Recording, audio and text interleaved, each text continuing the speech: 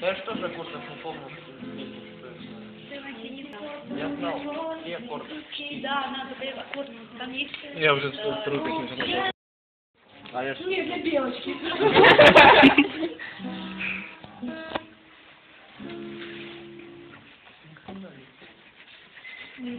Ты идешь?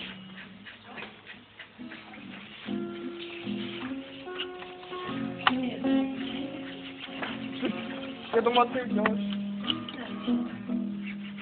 Самое сложное реально, такое заметил время, только когда играешь на гитаре, знаешь, что услышать музыку, чтобы петь под нее, понял? А я такой взял, такой начинаю играть, такой, слышишь, хлоп, такой, начинаю петь, понял, я понимаю, что у меня слух, типа, ну, нормальный, понял, слух есть, короче, это самое главное, в принципе. Он даже говорил мне пацан, Андрей. так вот именно, а потом, когда вот ты играешь, хлоп, слышал, такой, хлоп, такой, я прям помню, когда дома сижу, такой, играю просто переборно, понял, вытрачивал, что классно играть. Такой играю, такой, сижу такой, для тебя, понял, подарила весна, это, такой, сижу такой, так тихо, такой, потом такой, опа-на, подожди, а он давай припев, такой, фу, о, слышь, нихера себе получается, все нормально. Каждое утро у меня вот это все, конечно, что на этой неделе, это в декану, это потом объяснишь, да, и сижу. Мы тебе... Ну не так лоб. А, не надо нам слова. Ты не свою вспомнишь? Ой, слов.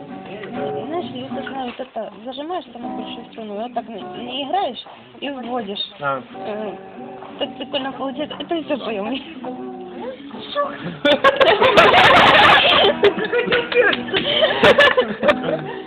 Я так быстро высматривал, так я думаю, кто не успел заказал, долго думаешь? Я смотрел на ее, думаю, сейчас нехуй не надо жрать.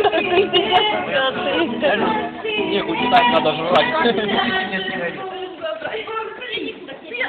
Сумме, на гитаре аккорды хорошо бринкать. Что, пыркал, блатные аккорды, тоже. А где аккорды?